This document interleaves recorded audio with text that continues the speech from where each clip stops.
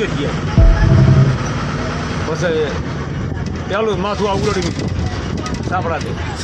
હા એ શંકર ભગવાન ભોળિયાનાથ આ માથું તમે કરે હા પછી એ ઢીંગાણું કર્યું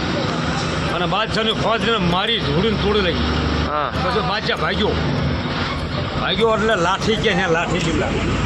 ત્યાં બધી એની ફોજ છે બાદશાહ કે આનું ધડ ફરતું કેમ નથી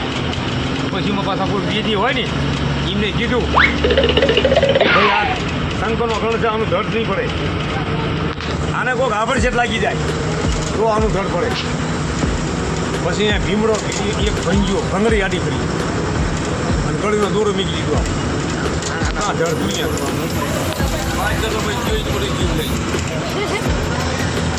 આવડી મોટી વાતો છે વાતો બહુ સારી છે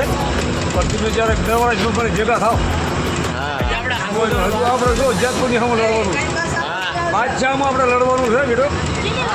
હા જેતપુરના સામ્રાજ્યની વાત જેતપુર આવ્યું આપણે આ જુનાગઢની પાસે એ સામ્રાજ્યની વાત કરી એનો બાપો આભરવાળો હતો એક બધા મારવાડી રાજા બોલો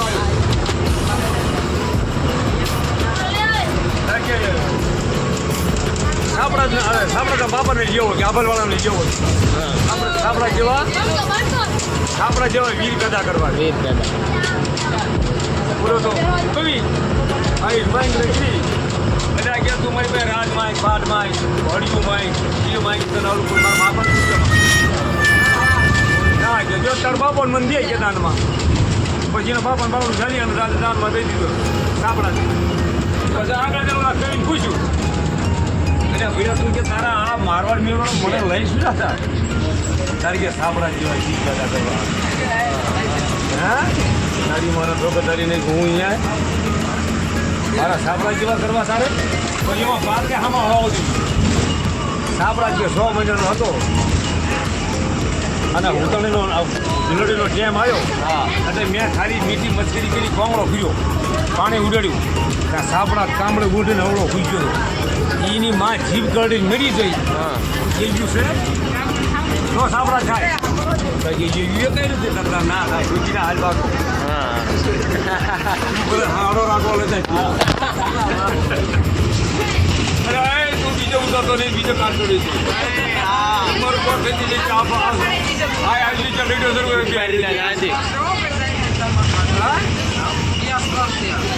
તો ભલે કેસ કરતો રાણા રાણા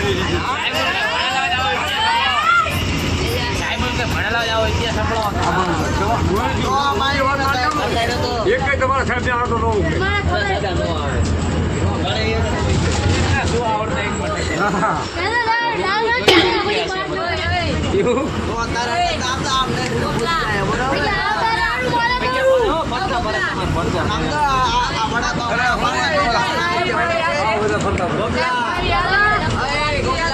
ડાયલોગ માં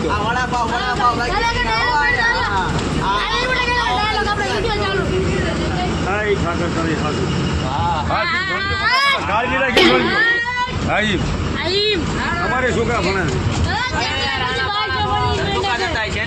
સારી સારી હેડીના છોકરા અમારા ના સુરત